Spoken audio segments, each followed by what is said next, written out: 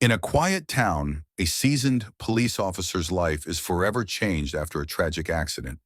Faced with an unimaginable decision, Officer John Marshall chooses to adopt the baby of a woman he couldn't save. As years pass, this bond grows deeper, and the officer and the girl, Grace, defy the odds in a world full of challenges. But what happens when the child he raised like his own daughter begins to uncover her past? Join us in this emotional journey of love, sacrifice, and redemption. Don't forget to leave a comment and share your thoughts. Your feedback matters. In the heart of a small, sleepy town where everyone knew each other's names and secrets, Officer John Marshall was both a protector and an enigma. He was the type of man people respected, even feared a little, for he carried the weight of the law with quiet authority. At 42 years old, he was still unmarried, living alone in the same house he grew up in after his parents passed away. For the people of Riverside, it was simply accepted that John Marshall wasn't the type to settle down, though no one dared ask why. John's life had settled into a rhythm. Each day began the same way, with a cup of black coffee at the small diner on Main Street before he started his morning patrol. The town of Riverside didn't see much action, at least not the kind of action that one might expect from the stories you see on the news. The most exciting cases John usually handled were minor traffic stops, disputes between neighbors, or the occasional shoplifter trying to get away with a few items from the local grocery store. But for John, the routine was enough.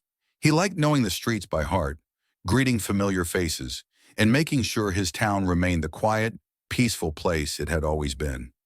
There was something calming about the predictability of his job, and although it lacked the thrills that some young officers craved, John was content.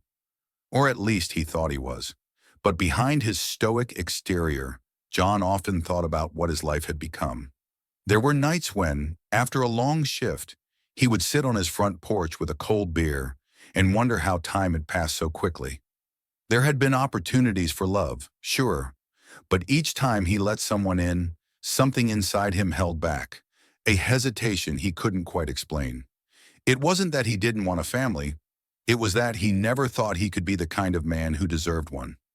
Still, life in Riverside continued without much fanfare, until one ordinary day when everything changed. It was a Wednesday afternoon, and John was halfway through his shift, patrolling the winding country roads just outside town. The air was crisp, a sign that fall was beginning to settle in. As he rounded a bend, the call came through on his radio.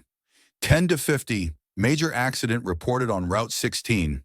The dispatcher's voice crackled over the line. Possible injuries, ambulance en route. John's heart quickened. Major accidents were rare in Riverside, and Route 16 was a particularly dangerous stretch of road, known for its blind curves and steep inclines. Without a second thought, John hit the siren and sped toward the scene. When he arrived, the sight before him was worse than he had imagined. A car, its front end crushed beyond recognition, had collided head-on with a large tree. The vehicle had veered off the road, leaving a trail of skid marks that told the story of a driver's desperate attempt to regain control. Smoke billowed from the wreckage, and John could hear the faint sound of someone calling for help. He approached the car cautiously, his heart pounding in his chest. Inside, he saw a woman slumped over the steering wheel. Blood stained the front of her dress, and her breathing was shallow. She was conscious, but barely. John radioed for backup, his voice steady despite the rising panic in his gut. "This is Officer Marshall. I'm on scene at the 1050. Single occupant, female, appears to be critical. Need medical assistance ASAP." The dispatcher's response was quick. "Copy that, Officer Marshall. Ambulance is 5 minutes out." John crouched by the driver's side window, peering in to get a closer look at the woman. She was young, maybe in her late 20s or early 30s, and visibly pregnant. Her face was contorted in pain, and she struggled to keep her eyes open. "Ma'am, can you hear me?" John called out, his voice firm but gentle. "Help is on the way. Just hang in there." The woman turned her head slowly, her eyes locking onto his. "My baby," she whispered, her voice barely audible. "Please, save my baby." John's throat tightened. He had seen his fair share of accidents over the years, but this one was different. There was more at stake than just a life. There were 2 lives hanging in the balance, and time was running out. He reached through the shattered window and carefully placed his hand on her shoulder. "We're going to get you out of here," he said. "Just stay with me, okay?" Minutes felt like hours as John waited for the ambulance to arrive. He kept talking to the woman, trying to keep her conscious, but her responses were becoming more and more faint. Finally, he heard the wail of sirens in the distance, and relief washed over him. The paramedics arrived and immediately began working to free the woman from the wreckage. John stepped back, watching as they carefully loaded her onto a stretcher and rushed her toward the waiting ambulance. As they prepared to leave, one of the paramedics turned to John. "She's in critical condition," he said grimly. "We'll do everything we can, but it's not looking good." John nodded, his heart sinking. He had done all he could, but now it was out of his hands. He watched as the ambulance sped off toward the hospital, its lights flashing in the fading afternoon light. For the rest of the day, John couldn't shake the image of the woman's face or the desperate plea in her eyes. "Please, save my baby." Those words echoed in his mind long after his shift ended. That night, as he sat on his porch with a beer in hand, he couldn't help but wonder if he had done enough. Would she survive? Would the baby be okay? The uncertainty gnawed at him, and for the first time in a long while, he felt helpless. The next morning, John arrived at the hospital, still haunted by the events of the previous day. As he walked through the sterile halls, the smell of disinfectant filled the air, a reminder of the fragility of life. He had called the hospital earlier that morning to check on the woman from the accident. Her name, they told him, was Erica Williams. The nurses informed him that she was still in critical condition in the ICU, fighting for her life. But there was another piece of news that weighed heavily on his mind. The baby had been delivered. A premature birth, but the infant girl had survived. John couldn't shake the thought of the woman's last words, "Save my baby." That plea had pierced his heart in a way nothing had before, and it was why he found himself here, standing outside the neonatal unit, staring at the tiny infant fighting for her own survival. John approached the glass window of the nursery and looked inside. Rows of incubators lined the room, each one housing a fragile life. His eyes found the one where the nurse had said Erica's baby lay. The child was small, so small that John could hardly believe she had survived. Tubes and wires connected her to machines, each beeping rhythmically, monitoring her heartbeat, her breathing. Despite it all, she seemed peaceful, her tiny chest rising and falling slowly. John had never seen something so small, so vulnerable. He had always thought of himself as tough. He had to be, given his job. But looking at this infant, a sense of protectiveness washed over him. He had been there the moment her mother's life had slipped away. He had seen the desperation in Erica's eyes, and now, here was her daughter, fighting to live. A nurse noticed him standing by the window and approached. "Are you family?" she asked gently. John hesitated. "No," he said after a moment. "I was the officer on the scene of the accident. I just wanted to see how the baby was doing." The nurse gave him a sympathetic smile. "She's a fighter, that's for sure," she said. "We're monitoring her closely, but she's stable for now. It's a miracle she survived the crash." John nodded, his eyes still on the baby. "And her mother?" he asked quietly. The nurse's expression darkened. "She's not doing well, I'm afraid. The doctors don't think she'll make it through the night." John felt a lump form in his throat. He had known it was bad, but hearing those words made it all the more real. This baby might lose her mother before she even has a chance to know her. The nurse seemed to sense his unease. "There's something you should know," she said. "The mother, Erica Williams, she doesn't have any family, at least none that we've been able to contact. If she doesn't make it, the baby will likely go into the foster care system." John's heart sank. The foster care system. He had seen firsthand how tough it could be for kids in the system. Bouncing from one home to another, never knowing stability, never feeling like they truly belonged. He couldn't let that happen to this child. The nurse placed a hand on his arm, pulling him from his thoughts. "I know it's not your responsibility," she said softly, "but the social worker will be here later today. They'll be making decisions about what happens to the baby if things don't improve." John nodded, though his mind was racing. What would happen to this baby if Erica didn't pull through? Who would take care of her? As the nurse walked away, John found himself lingering by the nursery window, unable to pull himself away from the sight of the tiny infant struggling for life. Hours later, John sat in a cold plastic chair in the hospital waiting room, staring at the clock on the wall. Every minute seemed to drag on, and yet he couldn't bring himself to leave. The thought of the baby alone in the world, no family, no one to care for her, gnawed at him. By late afternoon, a doctor approached him. John stood, bracing himself for the worst. "I'm afraid Ms. Williams didn't make it," the doctor said, his tone professional but tinged with sadness. "We did everything we could, but her injuries were too severe." John's chest tightened. He had known this was coming, but hearing it still hit him like a punch to the gut. Erica Williams was gone, and now her daughter was alone in the world. I, I'm sorry," John said, though the words felt hollow. What was he apologizing for? That he hadn't been able to save her? That he couldn't stop what had happened? The doctor gave a nod and placed a hand on John's shoulder. "There's nothing more you could have done," he said, as if reading John's thoughts. "But the baby, she's stable. She's going to need someone to care for her." John felt a weight settle on his shoulders. Someone to care for her. The doctor didn't say it outright, but the implication was clear. This child would need a guardian, and it was up to the social workers to find her one. A few hours later, as John sat alone in his car in the hospital parking lot, he couldn't shake the image of that baby from his mind. She was so small, so innocent. She hadn't asked to be born into such tragedy, hadn't asked to lose her mother before she could even form a memory of her. And now she was at the mercy of a system that might not give her the life she deserved. John stared at the steering wheel, his hands gripping it tightly. He had never thought of himself as the paternal type. His life was his job, his duty to protect and serve.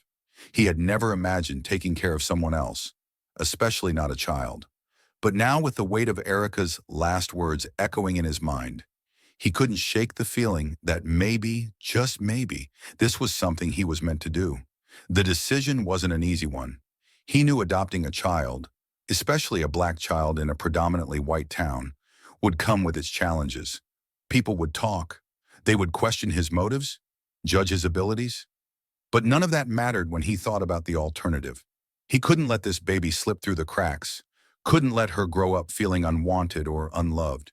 And so, as the sun began to set on that long, emotional day, John made a decision that would change his life forever. He would adopt the baby girl. The adoption process wasn't easy, but John was determined. The social worker was skeptical at first. A single, middle-aged white man adopting a black infant? It wasn't exactly the norm, but as John laid out his case, his sincerity and determination won her over. He told her about the accident, about Erica's last words, about his sense of duty to protect and care for the child. In the end, after a series of interviews, background checks, and home visits, John was granted temporary custody of the baby, with the adoption process set in motion. He named her Grace, a symbol of the unexpected blessing she had brought into his life. His first few months with Grace were some of the hardest John had ever faced. He had no experience with babies, no idea how to care for a child, let alone a premature infant who required special attention. The sleepless nights, the constant feedings, the overwhelming responsibility, it was all new to him. But despite the exhaustion, there was something about holding Grace in his arms, watching her tiny face as she slept, that made it all worth it. As the months turned into years, John and Grace became inseparable. She grew into a bright, curious toddler, always asking questions, always wanting to explore the world around her. And John, who had once thought of himself as a loner, found his life filled with more love and joy than he had ever imagined. John's life changed drastically after Grace came home with him. His once quiet, structured routine as a police officer quickly turned chaotic. He now had to juggle night shifts with midnight feedings, diaper changes, and doctor's appointments. Every day was a learning experience, and John often found himself overwhelmed by the sheer responsibility of it all. He had never imagined himself in this role. He had spent years living a solitary life, with no one to take care of but himself. The first few weeks were especially tough. Grace had been born prematurely, and she needed extra care and attention. John found himself in and out of the hospital for follow-up visits, monitoring her development closely. He had to learn about baby formula, proper sleep positions, and all the nuances of caring for a newborn. The nurses at the hospital were helpful, giving him guidance and support. There were moments when John doubted himself. He was exhausted, both physically and emotionally. There were nights when Grace wouldn't stop crying, no matter what he did. He would pace around the living room, holding her close, whispering soothing words, but nothing seemed to calm her. In those moments, John would feel a deep sense of helplessness. Am I doing this right? Is this what fatherhood is supposed to feel like? But then, in the quiet moments, when Grace would finally fall asleep in his arms, her tiny body relaxed against his chest, John would feel an overwhelming sense of love and responsibility. He had made a promise to Erica, even if it had been unspoken, to take care of her baby, and he was determined to keep that promise no matter how hard it got. The town of Riverside was small, and news traveled fast. It didn't take long for everyone to know about John's new role as a father. Some people were supportive, offering words of encouragement or dropping off baby supplies at his doorstep. But others were more skeptical. There were whispers behind his back, people questioning why a single, middle-aged police officer would adopt a black child. Some even suggested that John was in over his head, that he couldn't possibly know what he was getting into. John ignored the gossip, though it wasn't always easy. He was fiercely protective of Grace, and he didn't care what people thought. This was his family now, and he was going to do whatever it took to give her the life she deserved. As the months passed, Grace began to grow and thrive. She reached all the important milestones: her first smile, her first word, her first steps. John was there for all of it, and each moment filled him with a sense of pride and joy that he had never known before. Grace had become the center of his world, and he couldn't imagine life without her. There was a special bond between them, one that grew stronger with each passing day. Grace might not have been John's biological daughter, but she was his in every way that mattered. She had his heart, and he had hers. One of John's favorite moments came when Grace took her first steps. She had been crawling for weeks, always curious and eager to explore the world around her. John had been watching her closely, knowing that it was only a matter of time before she tried to stand on her own. And then, one afternoon, while they were in the living room, Grace pulled herself up using the edge of the coffee table. She wobbled for a moment, her tiny legs shaky, and then, much to John's amazement, she took her first tentative steps toward him. John's heart swelled with pride as he knelt down, arms outstretched, ready to catch her if she fell. But Grace didn't fall. She walked right into his arms, giggling with delight as she did. John scooped her up, laughing along with her, and held her close. "You did it," he said, his voice full of excitement. "You walked, Gracie. I knew you could do it." Grace beamed up at him, her big brown eyes full of joy. In that moment, John felt a sense of completeness that he hadn't felt in years. He had watched this little girl grow from a fragile newborn into a bright, curious toddler, and he knew that he would do anything for her. As Grace grew older, it became clear that their family dynamic was different from most of the families in Riverside. John had always known that raising a black child in a predominantly white town would come with its challenges, but he hadn't fully anticipated just how difficult it would be at times. When Grace was a baby, most people had been supportive, offering John advice and help when he needed it. But as Grace became more aware of the world around her, the questions and stares from others in the community became more frequent. One afternoon when Grace was about 3 years old, John took her to the park to play. It was a sunny day, and the park was filled with families enjoying the warm weather. John sat on a bench watching as Grace played on the swings, her laughter ringing through the air. But then, a woman approached him, her expression curious and a little judgmental. "Is that your daughter?" she asked, her tone polite, but laced with something John couldn't quite place. John nodded. "Yes, that's my daughter, Grace." The woman raised an eyebrow. "She's adopted, right?" John felt a flicker of irritation but kept his voice calm. "Yes, she is." The woman smiled, though it didn't reach her eyes. "Well, it's nice that you're giving her a good home," she said.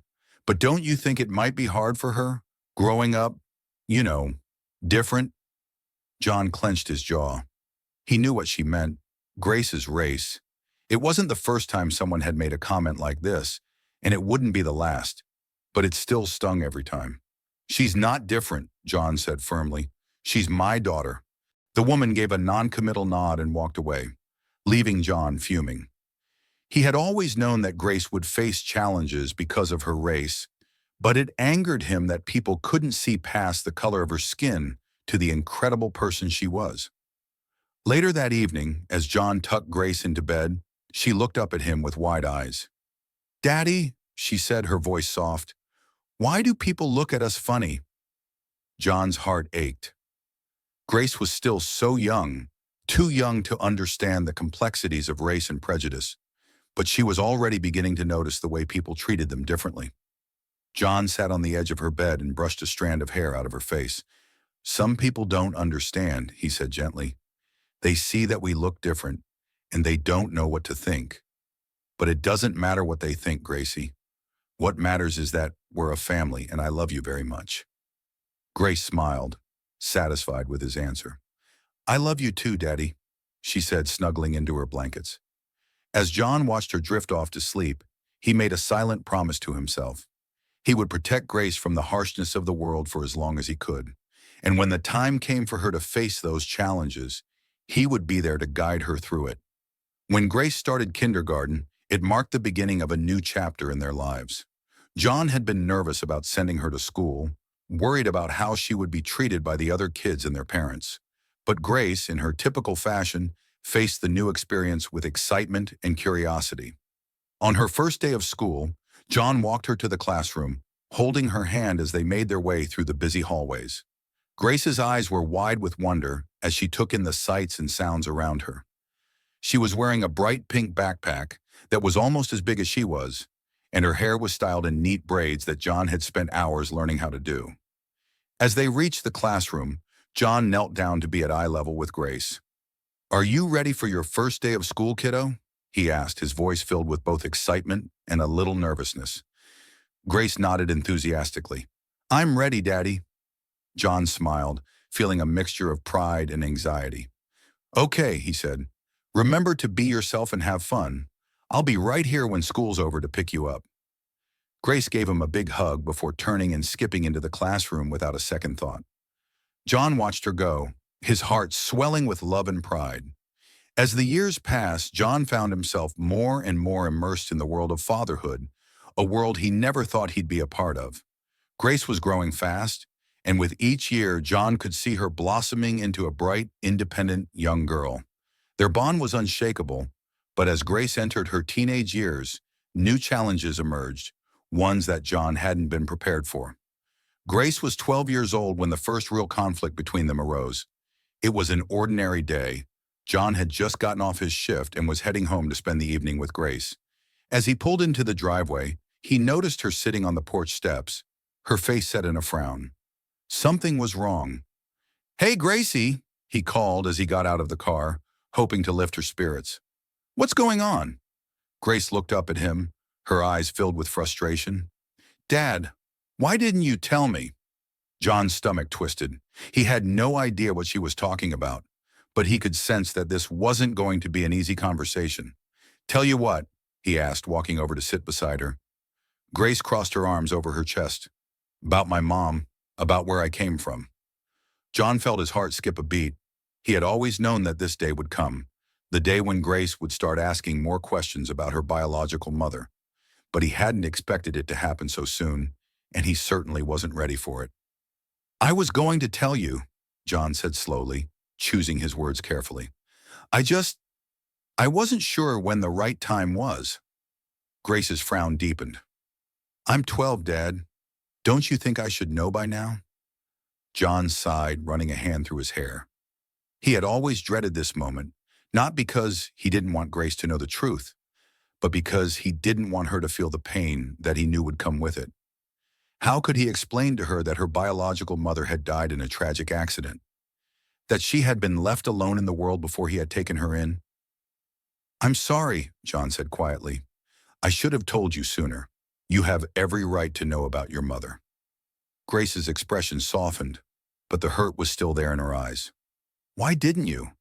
Did you think I couldn't handle it?" John shook his head. "No, it's not that. I didn't want you to feel like you were missing something, like you weren't enough as you are. Grace was quiet for a moment, processing his words. I know you love me, Dad, and I love you too, but I need to know where I came from. I need to know who my real mom was. John felt a pang of guilt. He had always been honest with Grace, but this was the one thing he had kept from her, not out of malice, but out of a desire to protect her. Now he realized that he had been wrong. Grace was growing up, and she had a right to know the truth, even if it hurt. Her name was Erica, John said softly. She was a strong, brave woman. She loved you, even though she never got the chance to hold you. Grace's eyes widened. What happened to her? John took a deep breath, preparing himself for the difficult conversation. There was an accident. She didn't make it, but you did. You were a miracle, Grace. You were born early, but you fought to survive. Tears welled up in Grace's eyes as she listened to John's words. She died in the accident? John nodded. I was there when it happened. I tried to save her, but it was too late. The doctors could only save you. Grace wiped away a tear, her emotions swirling in a mix of sadness, confusion, and gratitude. So you took me in? You didn't even know me, and you decided to keep me? John's heart ached at the vulnerability in her voice. He placed a hand on her shoulder, squeezing gently. I didn't have to think twice about it. The moment I saw you, I knew I couldn't let you go. You're my daughter, Grace. You always have been. Grace sniffled, leaning into John's embrace. I'm glad you did, Dad. I'm glad you're my father. They sat there in silence for a while, the weight of the conversation settling over them like a heavy blanket. John knew that this was just the beginning. There would be more questions, more difficult conversations to come. But for now, he was content to hold Grace close, knowing that their bond was strong enough to weather any storm. As Grace moved into her teenage years, John found himself navigating unfamiliar territory. Grace was no longer the little girl who looked to him for everything. She was becoming more independent, more curious about the world, and more eager to discover her own identity. It was a natural part of growing up, but for John, it came with a sense of loss. His little girl was growing up, and there was nothing he could do to stop it. At 14, Grace started high school, and with it came a whole new set of challenges. She was a bright student, excelling in her classes, but the social dynamics of high school were tough. Grace was one of the few black students in a predominantly white school, and while most of her classmates were friendly, there were still moments when she felt like she didn't quite fit in. One afternoon, Grace came home from school with a troubled expression on her face. John noticed immediately and asked her what was wrong. It's nothing, she said, brushing it off as she dropped her backpack by the door. Doesn't look like nothing, John replied, following her into the kitchen. What happened? Grace hesitated for a moment before sighing. Some kids at school, they made fun of me. They said I didn't belong, that I wasn't really part of the town. John's heart sank. He had always feared that Grace would face discrimination because of her race, but hearing her say it out loud still hurt. He wished he could protect her from the cruelty of others, but he knew that he couldn't shield her from everything. I'm sorry, Gracie, John said softly.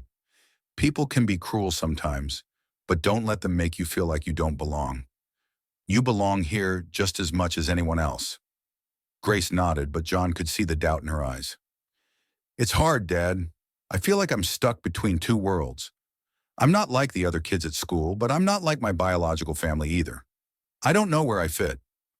John placed a hand on her shoulder, giving her a reassuring squeeze. You fit right here with me. You're my daughter, and that's all that matters. Don't let anyone tell you otherwise. Grace gave him a small smile, but John knew that this was something she would have to work through on her own. He could offer her support, but he couldn't solve all her problems. Still, he was determined to be there for her every step of the way, no matter how difficult things got. As Grace continued to grow, she became more curious about her heritage. She wanted to know more about her biological mother, Erica, and the life she had led before the accident. John had always kept a few of Erica's belongings in a box, tucked away in the attic, and one day when Grace was 16, he decided it was time to share them with her. Come with me, John said one evening after dinner, leading Grace up the stairs to the attic. She followed him, curious but unsure of what to expect. John pulled down the dusty box and placed it on the floor. "These are some things that belong to your mother," he said softly. "I thought you might want to see them." Grace knelt down beside the box, her heart pounding in her chest as she carefully opened the lid. Inside were a few faded photographs, some letters, and a small locket. Grace picked up one of the photographs and stared at it. It was a picture of Erica, smiling brightly, her hand resting on her pregnant belly. "That's her," John said, his voice filled with emotion. "That's your mom." Grace felt tears well up in her eyes as she looked at the photograph. She had always wondered what her mother looked like, and now for the first time, she could put a face to the name. "She was beautiful," Grace whispered. John nodded. "She was, and she would have loved you more than anything." Grace spent hours going through the contents of the box, reading the letters and examining the photographs. She learned more about Erica's life, how she had been a strong, independent woman who had faced her own struggles, but had always been determined to give her child the best life possible. For Grace, this journey of discovery was both painful and healing. She felt a deep connection to her mother, even though they had never met. And through it all, John was there by her side, offering her the love and support she needed to process the emotions that came with learning about her past. As Grace approached her 18th birthday, she and John shared a bond that was unbreakable. They had weathered the storms of adolescence, navigated the complexities of race and identity, and come out stronger on the other side. John had watched Grace grow from a tiny infant into a confident, compassionate young woman, and he couldn't have been prouder. On the night of her high school graduation, John sat in the audience, watching as Grace walked across the stage to receive her diploma. His heart swelled with pride as she smiled at the crowd, her head held high. She had come so far, and he knew that she was ready to take on the world. After the ceremony, Grace found John in the crowd and ran to him, throwing her arms around his neck. "We did it, Dad!" she exclaimed, her eyes sparkling with excitement. John hugged her tightly, his heart full of love and pride. "You did it, Gracie. You made it." As they stood there, surrounded by the hustle and bustle of graduation day, John couldn't help but reflect on the journey they had taken together. It hadn't always been easy, but it had been worth it. Grace was his daughter in every way that mattered, and nothing could ever change that. As Grace entered adulthood, the world seemed both exciting and daunting. She had chosen to attend a college out of town, something that both thrilled her and made John nervous. Riverside had been her home for as long as she could remember, and now she was about to step into a much larger, more diverse world. For John, watching her leave felt like another milestone in their journey together, both a moment of pride and a moment of loss. Grace was 18 when she left for college, and John had never felt more alone. His house, once filled with the sound of Grace's laughter, now seemed unbearably quiet. He kept himself busy with work, but every time he walked past her empty room, he felt a pang of sadness. Grace had been the center of his world for so long, and now she was off building her own life. Still, John knew that this was part of growing up. Grace needed to find her own path, and he needed to let her go. But that didn't make it any easier. For Grace, college was a whirlwind of new experiences. She had chosen to major in social work, inspired by her own experiences of being adopted and raised in a community where she often felt different. Grace wanted to make a difference in the world, to help children who were in similar situations to the ones she had been in all those years ago. The university was much larger and more diverse than Riverside, and for the first time in her life, Grace found herself surrounded by people from all walks of life. There were students of every race and background, and for the first time, she didn't feel like she stood out. She made friends easily, joining clubs and organizations that allowed her to explore her passions and connect with others who shared her interests. But despite the excitement of college life, Grace still found herself thinking about John often. She missed their evening talks, missed the comfort of home. She knew that John was probably lonely without her, and that thought weighed heavily on her heart. One evening during her second semester, Grace called John from her dorm room. She had been feeling homesick, and she wanted to hear his voice. "Hey, Dad," she said when he answered the phone. "Gracie, it's so good to hear from you," John replied, his voice filled with warmth. "How's college life treating you?" It's good, Grace said, though there was a hint of uncertainty in her voice. It's different. I'm still getting used to it, I guess. John chuckled softly. That's normal. It takes time to adjust. But I'm proud of you for stepping out of your comfort zone. You're going to do great things, Gracie. Grace smiled, feeling a wave of gratitude wash over her. No matter how far away she was, John's support never wavered. He was always there for her, even from a distance. I miss you, Grace said quietly. I miss you too, John replied, his voice soft. But I know you're where you need to be. Just remember, no matter how far you go, I'll always be here for you. After they hung up, Grace sat on her bed, thinking about everything John had done for her. He had raised her, loved her, and supported her through every stage of her life. Now it was her turn to make him proud. While Grace was thriving in college, John's health was beginning to decline. He had always been strong and active, but now in his mid-60s, he was starting to feel the weight of his age. His joints ached, and he found himself getting winded after even the simplest tasks. It wasn't long before he had to cut back on his hours at the police department, and eventually he retired altogether. Retirement was harder on John than he had expected. He had always been a man of action, someone who thrived on routine and purpose. Now, without his work to keep him busy, he found himself with too much time on his hands. The house felt empty without Grace, and the loneliness that had always been there, just below the surface, began to creep in. John didn't want to worry Grace, so he kept his health issues to himself. He didn't want her to feel like she had to come home and take care of him. She was just starting to find her own way in the world, and he didn't want to hold her back. But Grace was more perceptive than John realized. During one of her visits home, she noticed that he seemed more tired than usual, that he was moving slower and complaining of aches and pains. At first, John brushed it off, telling her it was just old age catching up with him. But Grace wasn't convinced. "Dad, you need to see a doctor," she said one evening as they sat at the kitchen table. "I'm fine, Gracie," John replied, though his voice lacked its usual conviction. Grace shook her head. "No, you're not. I can see it. You've been avoiding it, but you're not fine. Please just go get checked out." "For me?" John sighed, knowing that there was no arguing with her. "All right," he said reluctantly. "I'll make an appointment." A few days later, John went to see his doctor. The news wasn't terrible, but it wasn't great either. John had developed arthritis in his knees and back, and his blood pressure was higher than it should be. The doctor recommended medication and physical therapy, but most importantly, he told John that he needed to slow down and take better care of himself. For John, the diagnosis was a wake-up call. He had always prided himself on being strong and independent, but now he had to face the fact that he wasn't invincible. Age was catching up with him, and he had to start thinking about his future and about what would happen to Grace if something happened to him. When Grace came home for summer break after her sophomore year, she noticed that John was moving more slowly than before. He tried to hide it, but she could see the pain in his movements, the way he winced when he stood up too quickly or bent down to pick something up.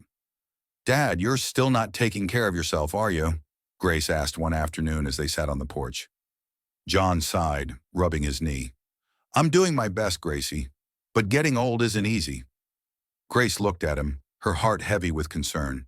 She knew that John had always been a strong, self-reliant man, but now it was clear that he needed help, even if he didn't want to admit it. "Maybe it's time for you to think about—" "I don't know," slowing down a little more, Grace said gently. "You've spent your whole life taking care of me. Maybe now it's my turn to take care of you." John smiled, though there was a trace of sadness in his eyes. "You don't need to worry about me, Gracie. I'm fine."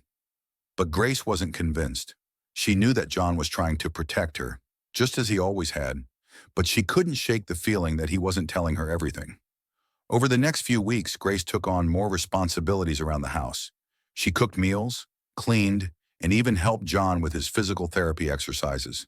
At first, John protested, insisting that he could do it himself. But eventually he gave in, grateful for the help, even if he didn't want to admit it. As Grace spent more time at home, she and John grew closer than ever. They had always had a strong bond, but now it felt even deeper, as if they were two people who had been through so much together and come out stronger on the other side. One evening, as they sat on the porch watching the sunset, John turned to Grace and said, "You know, I've been thinking a lot about your mom lately." Grace looked at him, surprised. John didn't often talk about Erica, not because he didn't want to, but because it was a painful subject for both of them. "What about her?" Grace asked softly. John was quiet for a moment, gathering his thoughts. "I've been thinking about how much she would have loved you," he said finally. "She never got the chance to hold you, to see you grow up. But I know she would be so proud of the woman you've become." Grace felt a lump form in her throat. She had always wondered what her mother would have thought of her, whether she would have been proud of the choices she had made. Hearing John say those words meant more to her than she could express. "Do you ever wonder what life would have been like if she had lived?" Grace asked, her voice barely above a whisper. John nodded. "I do. But then, I think about everything we've been through together, and I wouldn't change a thing. I may not have been your biological father, but you're my daughter, Grace. You always will be." Tears welled up in Grace's eyes as she looked at John, her heart overflowing with love and gratitude. "You're my dad," she said, her voice choked with emotion. "You've always been my dad." John's health deteriorates, a turning point. As the years went on, John's health continued to decline. He did his best to stay active and follow the doctor's recommendations, but age was catching up with him faster than he had anticipated. By the time Grace graduated from college, John was struggling to do even the simplest tasks without help. Grace, now a young woman with a degree in social work, had always known that she would take care of John in his old age. But seeing him in pain, seeing how much he had slowed down, made her heart ache in ways she hadn't expected. After graduation, Grace made the difficult decision to move back home to Riverside. She had been offered a job in the city, working with at-risk youth, but she couldn't bring herself to leave John alone.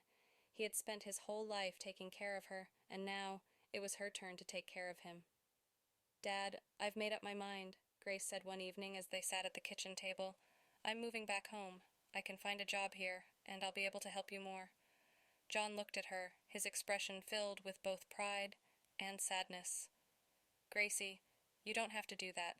You've worked so hard to build a life for yourself. Don't throw it away just because of me." Grace shook her head. "I'm not throwing anything away. I want to be here with you, Dad. You're the most important person in my life, and I'm not going to let you go through this alone." John's eyes filled with tears as he looked at his daughter. He had always known that Grace was special, but in that moment, he realized just how much she had grown, how much she had learned from the life they had built together. The next few years were both challenging and beautiful. Grace found a job as a social worker in Riverside, helping children who had been through the foster care system. She loved her work, but her heart was always with John, who was growing weaker with each passing day. Despite the pain and the difficulties, John and Grace made the most of their time together. They spent long afternoons talking on the porch, reminiscing about the past and dreaming about the future. John knew that his time was running out, but he was at peace with it. He had lived a good life, and he had raised an incredible daughter.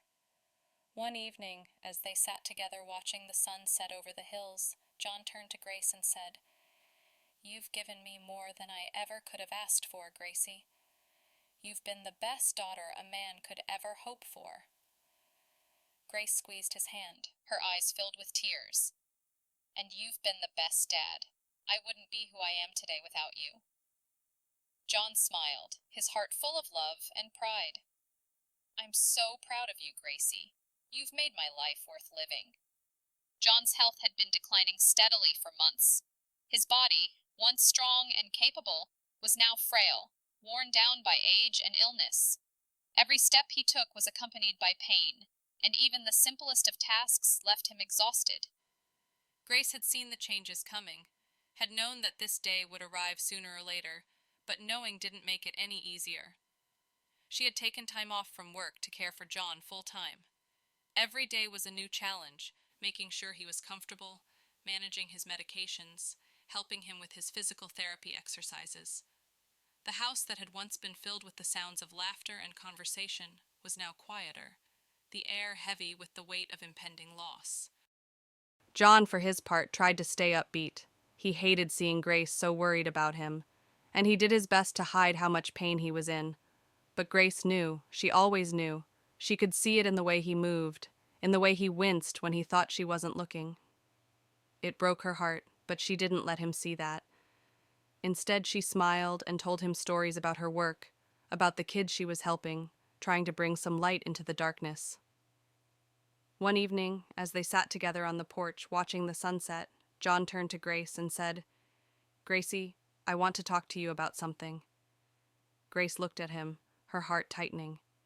She could tell by the tone of his voice that this wasn't going to be an easy conversation. "What is it, Dad?" John was silent for a moment, gathering his thoughts. "I've been thinking a lot about what's going to happen when I'm gone." Grace's breath caught in her throat, but she forced herself to stay calm. She had known this conversation was coming, but that didn't make it any easier to hear. "I don't want you to worry about me," John continued, his voice soft. "I've had a good life, Gracie, a full life, and a big part of that is because of you. You've given me more joy than I ever thought possible." Tears welled up in Grace's eyes, but she blinked them away, trying to stay strong. "I don't want to think about that, Dad." "I know," John said gently, "but we have to. You need to be ready, because when the time comes, I don't want you to feel lost. I want you to keep living your life, to keep doing all the amazing things you've been doing." Grace shook her head, her throat tight with emotion. "I don't know if I can, Dad. I don't know how to live without you." John reached out and took her hand, squeezing it gently. "You can. You're stronger than you think. And you've got a good heart. You're going to help so many people, Gracie. I'm so proud of you." They sat in silence for a while, the weight of the conversation settling between them. Grace knew that John was right. She had to be ready. But the thought of losing him was unbearable. He had been her rock, her protector, her father in every way that mattered. How could she move on without him? As John's condition worsened, Grace found herself spending more and more time by his side. She read to him, talked with him, and held his hand as he slept. Each moment felt precious, and she clung to them, knowing that their time together was growing shorter. One afternoon, as the sun streamed through the window of John's bedroom, he turned to Grace and said, "Gracie, I need you to promise me something." Grace, who had been sitting beside him, knitting a scarf to keep her hands busy, looked up. "Anything, Dad?" John's eyes were soft but serious. "Promise me that you'll keep going. Promise me that you'll live your life to the fullest, even after I'm gone. Don't let my death hold you back. You have so much to offer this world, and I don't want you to waste it." Tears filled Grace's eyes, but she nodded. "I promise, Dad. I'll keep going." John smiled weakly, his hand squeezing hers. "Good. That's all I need to hear." Grace stayed with him that night, sleeping in a chair beside his bed. She couldn't bear the thought of leaving him, not even for a moment. And as the night wore on, John's breathing became slower, more labored. Grace held his hand, whispering words of comfort, telling him how much she loved him. "I'm here, Dad," she whispered as tears streamed down her face. "I'm right here. I love you so much." John's eyes fluttered open one last time, and he smiled at her, his voice barely above a whisper. "I love you too, Gracie." And then, quietly, peacefully, he was gone. John's funeral was small, but heartfelt. The people of Riverside, many of whom had known John for decades, came to pay their respects. Grace stood by the grave, her heart heavy with grief, but also filled with gratitude for the life they had shared. She spoke at the service, telling stories about John, about the man he had been, and the father he had become. "He wasn't just my dad," Grace said, her voice breaking slightly. "He was my hero. He gave me everything, and I wouldn't be who I am today without him. I'm going to miss him every day, but I know that he'll always be with me in my heart." After the service, As the crowd slowly dispersed, Grace stayed behind, standing by the grave. She felt a deep sense of loss, but also a sense of peace. John had lived a full life, and he had left behind a legacy of love. And now, it was her turn to carry that legacy forward. In the months that followed John's death, Grace struggled with the weight of her grief. There were days when the pain felt unbearable, when she couldn't imagine life without him. But she remembered the promise she had made to him, to keep going, to live her life to the fullest. And slowly, she began to heal. Grace threw herself into her work, helping children who were in the foster care system. She saw so much of herself in the kids she worked with, their fear, their uncertainty, their desire for love and stability. And in each of them, she saw the impact that John had had on her life. He had given her the love and stability she had needed, and now she was determined to do the same for these children. One day, as Grace sat in her office, reading through a case file, she thought about John and the legacy he had left behind. He had taken her in when no one else would, had loved her unconditionally, and had taught her what it meant to be a good person. And now, she was doing the same for others. Grace smiled to herself, feeling a sense of peace wash over her. John might be gone, but his love and his lessons would live on through her, in every life she touched.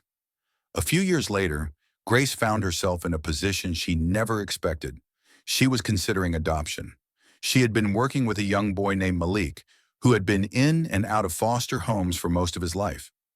Malik was 8 years old, quiet and shy, but Grace had seen the spark of resilience in him, the same spark she had once had as a child. After months of working with him, Grace had grown attached to Malik, and she knew that he needed more than just a social worker. He needed a family. And as she thought about John and everything he had taught her, Grace realized that she wanted to give Malik the same love and stability that John had given her. The adoption process was long and complicated, but Grace was determined. And when the day finally came, and she signed the papers that made Malik her son, she felt a wave of emotions: joy, gratitude, and a deep connection to John's legacy. As they sat together in their new home, Grace looked at Malik and smiled. "You're part of my family now," she said softly, "and I'm going to take care of you, just like my dad took care of me." Malik looked up at her, his eyes wide with curiosity. "Tell me about him," he said. "Tell me about your dad." Grace smiled, her heart full of love. "He was the best man I ever knew," she said, "and he would have loved you." As the years passed, Grace continued to honor John's legacy in everything she did. She raised Malik with the same love and care that John had shown her, and she continued her work as a social worker, helping children who needed it the most. But no matter how busy her life became, she never forgot John. She visited his grave often, bringing flowers and sitting by his side, talking to him about her life, her work, and Malik. One day as she sat by his grave, Malik by her side, she looked out at the horizon and smiled. She knew that John was watching over her, that he was proud of the life she had built and the family she had created. "We're doing okay, Dad," Grace whispered, her voice filled with love. "Thank you for everything." And in that moment, Grace felt a sense of peace that she had never felt before. She had come full circle. She had found her own path, built her own family, and honored the man who had given her everything. The sun was setting, casting a warm glow over the cemetery, and as Grace and Malik stood to leave, she felt a sense of hope for the future. John's legacy lived on through her and through every child she helped, and in that legacy, he would live forever. Life after John's death had taken on a different rhythm for Grace. The quiet house she once shared with her father now felt alive again, but this time, with the energy of an 8-year-old boy who had finally found a place to call home. Malik had been with Grace for almost a year now, and though the road hadn't always been easy, their bond was growing stronger by the day. Grace had taken on the role of a mother with the same determination and love that John had shown her all those years ago. She wasn't perfect, no parent was, but she was committed to giving Malik the love and stability he needed to heal from the trauma of his early years in the foster care system.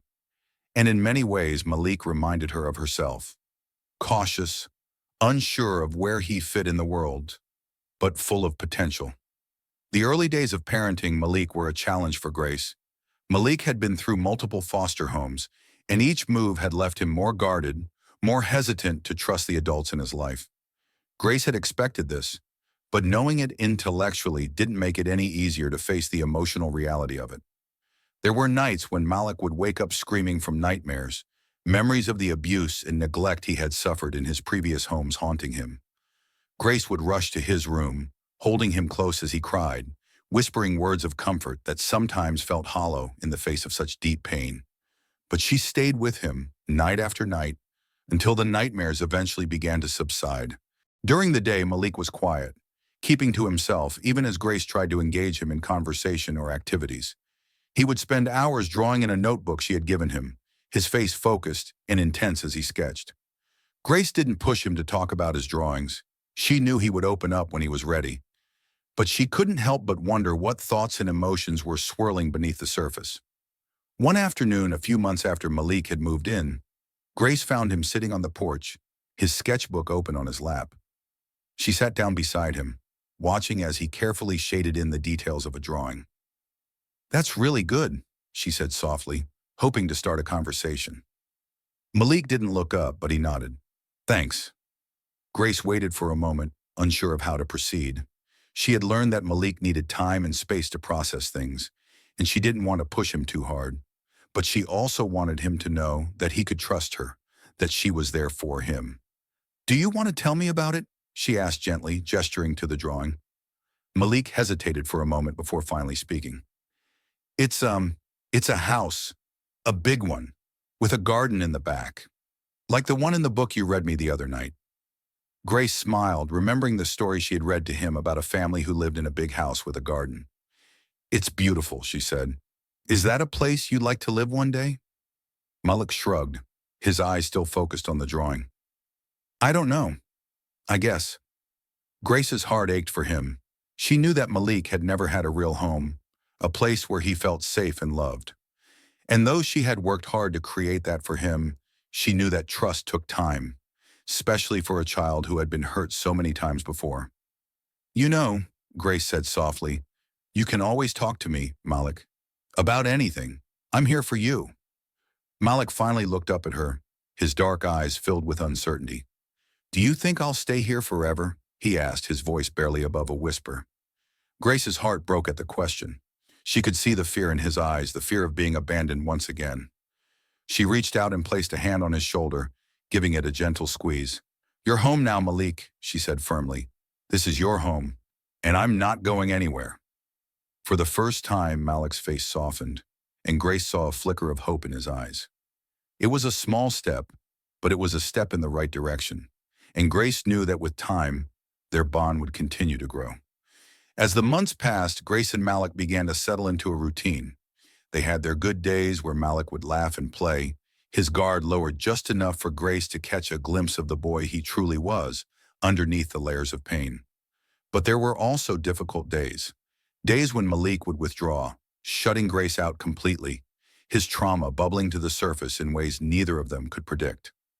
One of the most challenging aspects of parenting Malik was understanding the depth of the trauma he had experienced. Grace had seen it in her work as a social worker, how children who had been through the foster care system often struggled to form attachments, how they carried the scars of their past with them into every new relationship. But experiencing it firsthand as a parent was different. It was personal. Malik had a tendency to test boundaries, to push Grace away just when they seemed to be making progress. He would act out at school, getting into fights or refusing to participate in class. He would come home angry, lashing out at Grace for reasons she couldn't always understand. And though she knew it wasn't really about her, that it was Malik's way of testing whether she would stick around, whether she would leave him like everyone else had, it still hurt. One evening, after a particularly difficult day at school, Malik slammed the door to his room, refusing to come out for dinner. Grace stood outside the door, her hand resting on the doorknob, unsure of what to do. She had tried talking to him earlier, but he had just shrugged her off, his face a mask of anger and pain. She took a deep breath, reminding herself that this wasn't about her, that Malik needed time and space to process his emotions. But it was hard. It was hard to watch him struggle, hard to feel like she was failing as a parent, hard to not take his anger personally. After a few minutes, she knocked softly on the door. "Malik," she called, her voice gentle but firm. "I'm here if you want to talk." There was no response, but Grace waited, giving him the time he needed. Eventually, the door opened a crack, and Malik's face appeared, his eyes red from crying. "I'm sorry," he whispered, his voice barely audible. Grace's heart softened, and she knelt down so that she was eye level with him. "You don't have to be sorry, Malik," she said gently. "It's okay to be angry. It's okay to feel whatever you're feeling. I'm not going anywhere." Malik hesitated for a moment before stepping out of the room and into Grace's arms. She held him close, her heart aching for the pain he was carrying. But she knew that this was progress, slow, steady progress, and she would be there for him every step of the way. As time passed, Grace began to notice small changes in Malik. He was still guarded, still hesitant to fully trust. But there were moments when his walls would come down, when he would let Grace in just a little bit more.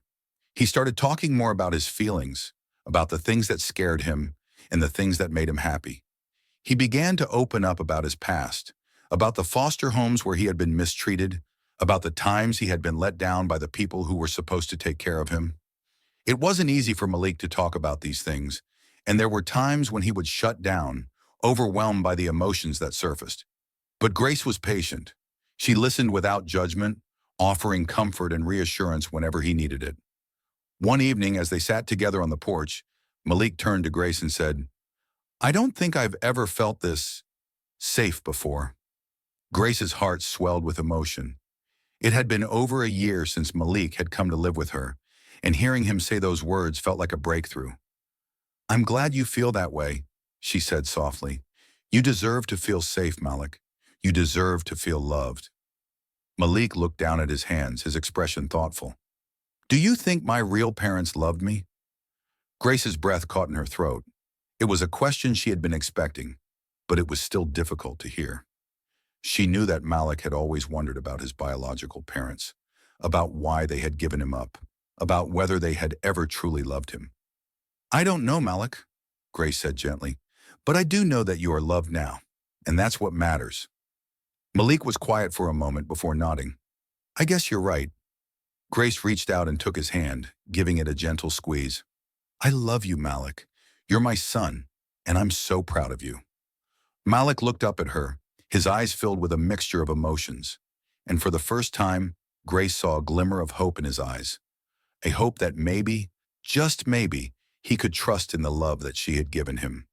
As Malik settled into his new life with Grace, she found herself reflecting more and more on John's legacy and the impact he had had on her life.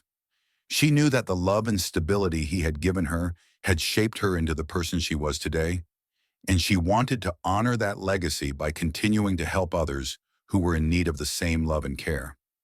Grace's work as a social worker had always been meaningful to her, but after adopting Malik, it took on a new level of importance. She saw herself in so many of the children she worked with. Children who had been abandoned, who had been let down by the adults in their lives, who were searching for a place to belong.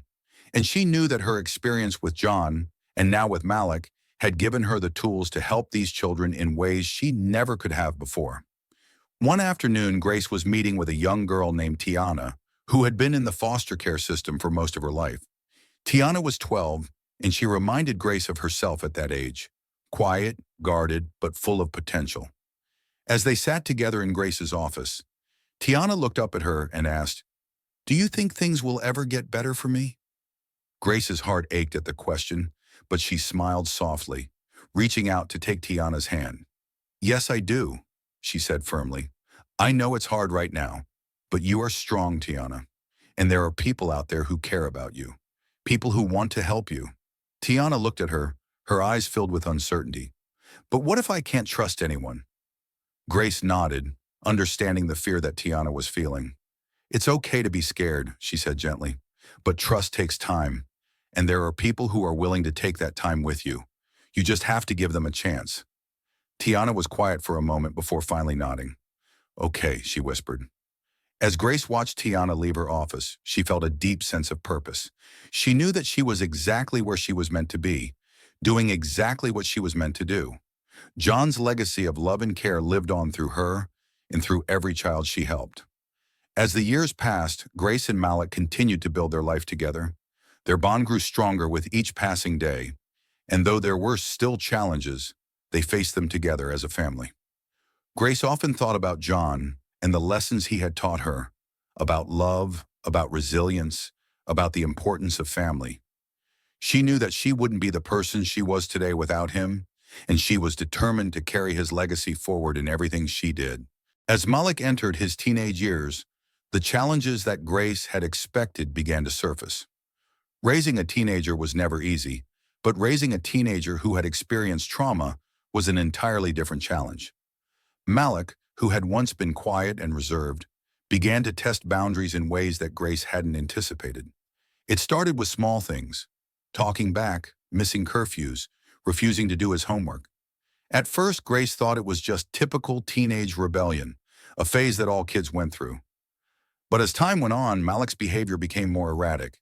He started skipping school, hanging out with a group of kids that Grace didn't approve of. She could see the anger bubbling beneath the surface, the frustration that Malik didn't know how to express.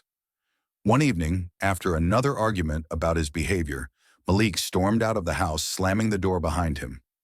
Grace stood in the living room, her heart pounding with worry. She knew she couldn't control him, that he needed to work through his feelings on his own, but it was hard not to take it personally. After a few hours, Malik came back, his face tense with anger. He avoided eye contact as he walked past Grace, heading straight for his room. "Malik," Grace called after him, her voice calm but firm. "We need to talk about this." "I don't want to talk," Malik muttered, his hand already on the door to his room. "I know you're angry," Grace said, taking a deep breath to steady herself. "But shutting me out isn't going to help. We need to figure this out together." Malik paused, his shoulders tense. For a moment, Grace thought he was going to ignore her again, but then he turned around, his face filled with frustration. "You don't get it," he shouted. "You don't know what it's like. You don't know how I feel." Grace felt the sting of his words, but she didn't let it show. She had been prepared for moments like this, had known that Malik's anger wasn't really about her. It was about the pain he had carried with him for so long, pain that he didn't know how to process. "You're right," Grace said softly, her voice steady. "I don't know what it's like to go through what you've been through. But I'm here, Malik. I'm here, and I'm not going anywhere. We'll figure this out together, but you have to let me in." Malik stared at her, his face a mixture of anger and confusion. For a long moment, neither of them said anything. Then slowly, Malik's shoulders slumped, and the anger in his eyes softened into something else, something more vulnerable. "I don't know how," he whispered, his voice breaking. Grace's heart ached for him. She crossed the room and placed a hand on his shoulder, giving it a gentle squeeze. "We'll figure it out," she said quietly, "together." After that night, Grace realized that Malik needed more support than she could provide on her own. She knew that he was struggling with his past, with the trauma of his early years, and that no matter how much she loved him, he needed professional help to work through it. It wasn't an easy decision. Grace had always prided herself on being able to handle whatever life threw at her, but this was different. Malik's pain ran deep, and she knew that if she didn't address it now, it would only fester and grow. After discussing it with Malik, Grace found a counselor who specialized in working with teenagers who had experienced trauma. Malik was hesitant at first.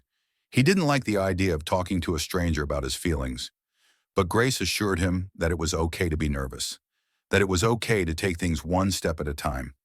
The first few sessions were difficult. Malik didn't say much, sitting in the counselor's office with his arms crossed, his face blank. But over time, he began to open up little by little.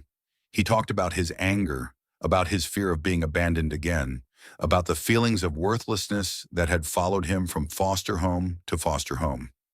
Grace attended some of the sessions with him, and it was during one of these sessions that Malik finally said the words that Grace had always known were coming. "I'm scared you'll leave me," he said quietly, his voice shaking. "I'm scared that one day you'll decide I'm not worth it, and you'll leave me like everyone else." Grace's heart broke at his words, but she didn't hesitate. She leaned forward, looking him in the eyes, her voice steady and filled with love. I'm not going anywhere, Malik. You're my son, and I love you. Nothing is going to change that. Malik looked at her, his eyes filled with uncertainty, but slowly she saw the doubt begin to fade, replaced by a glimmer of hope. As Malik drove off to college, Grace stood in the driveway, her heart a mix of pride and sadness. The house that had been filled with his laughter, his presence, now felt quiet and still. She had known this day would come, the day when Malik would spread his wings and leave the nest. But knowing it didn't make it any easier.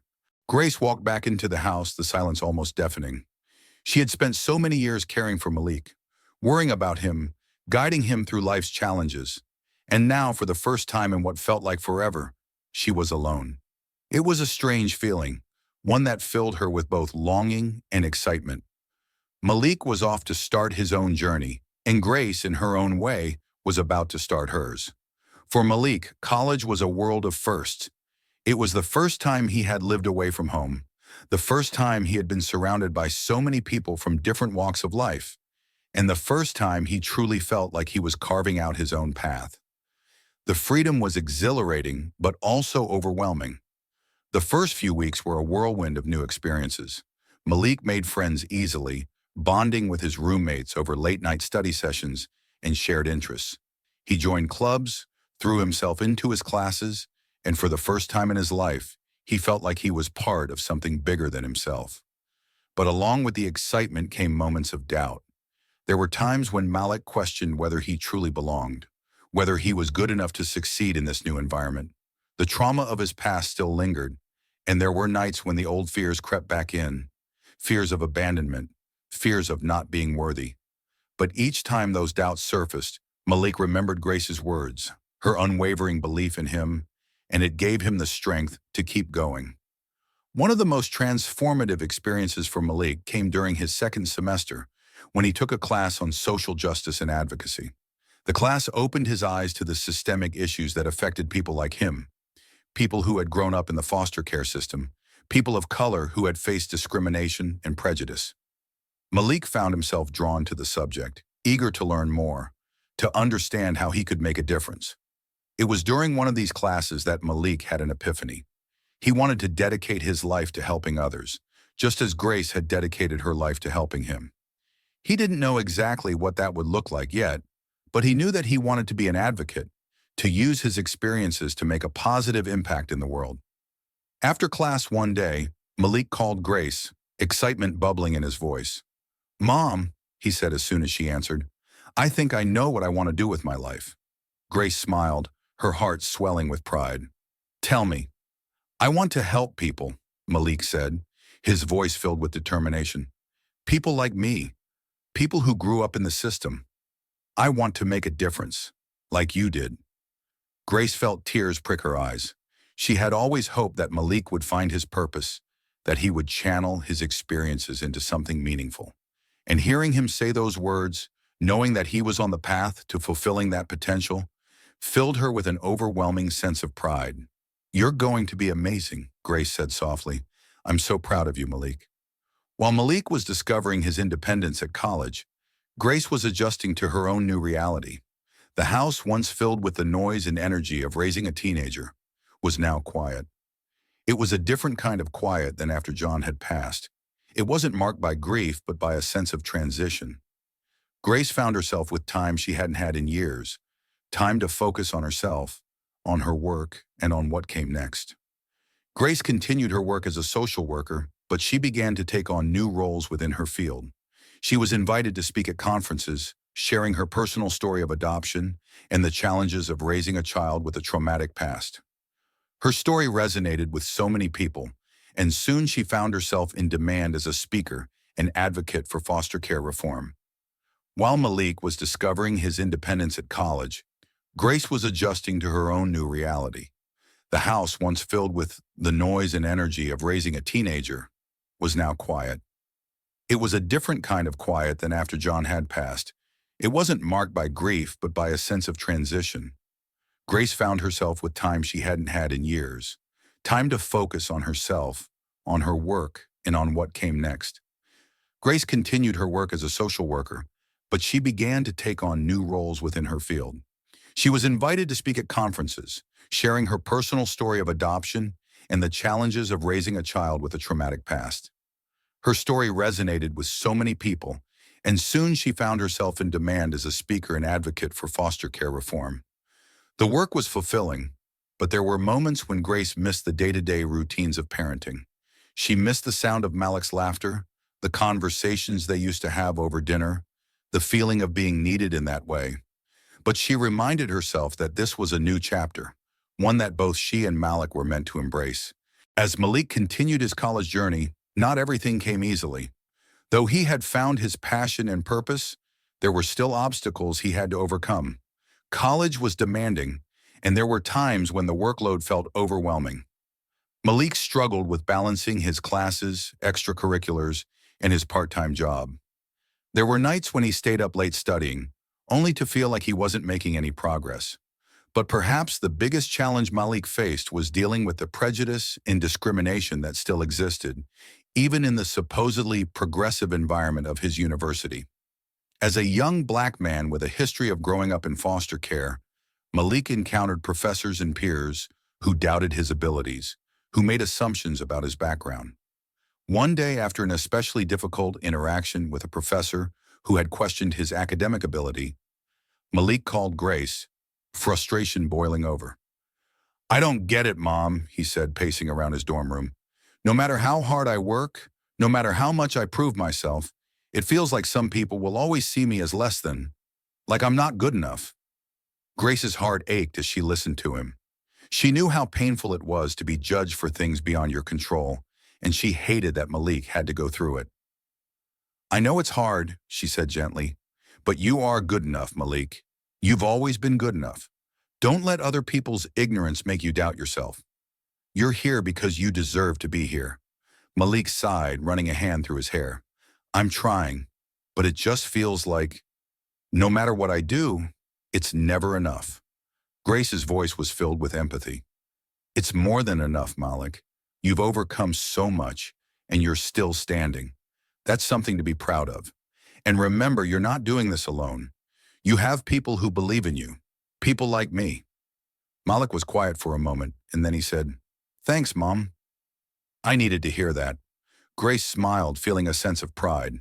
Malik was strong, but he didn't have to be strong alone. And she would always be there for him, no matter what challenges he faced. As the years passed, Malik's hard work paid off. He excelled in his classes, became a leader in several campus organizations, and continued to pursue his passion for advocacy. And before they knew it, graduation day was upon them. Grace sat in the audience, watching with tears in her eyes as Malik walked across the stage to receive his diploma. He looked so grown up, so confident, and so full of promise. It was a moment that Grace had always dreamed of, but seeing it happen in real life was even more powerful than she had imagined. After the ceremony, Malik found Grace in the crowd and hugged her tightly. "We did it, Mom," he said, his voice filled with emotion. Grace laughed through her tears. "No, you did it, Malik. You worked so hard for this, and I couldn't be prouder." Malik smiled, his eyes shining with gratitude. "I couldn't have done it without you." They stood there for a moment, holding each other, surrounded by the noise and excitement of graduation day. It was a moment of triumph, not just for Malik, but for both of them. They had come so far, had faced so many challenges, but they had made it through together. After graduation, Malik continued his journey as an advocate for foster youth, using his own experiences to inspire and empower others. He worked with nonprofits, spoke at conferences, and even started a mentorship program for teenagers who had grown up in the foster care system. His passion for making a difference was evident in everything he did, and he quickly became a rising star in his field. Grace watched from the sidelines, filled with pride as she saw Malik come into his own. He had found his purpose, his place in the world, and she knew that John's legacy was alive and well in the work that Malik was doing. One evening, after a particularly successful event, Malik called Grace, his voice filled with excitement. "Mom, I've been thinking, I want to start my own organization, something that's focused on helping foster kids transition into adulthood." Grace's heart swelled with pride. "That sounds amazing, Malik. I know you can do it. Malik hesitated for a moment, then added, I was thinking of naming it after Grandpa John. He's the reason I'm here, and I want to honor him. Tears filled Grace's eyes as she listened to her son's words. He would have been so proud of you, Malik. You're doing exactly what he would have wanted, making a difference in the world. As Malik shared his plans with her, Grace couldn't help but think about how far they had come, from the moment she had adopted him to all the challenges they had faced together to this moment of triumph. It had been a journey filled with love, growth, and resilience, and now they were both carrying on John's legacy in their own ways.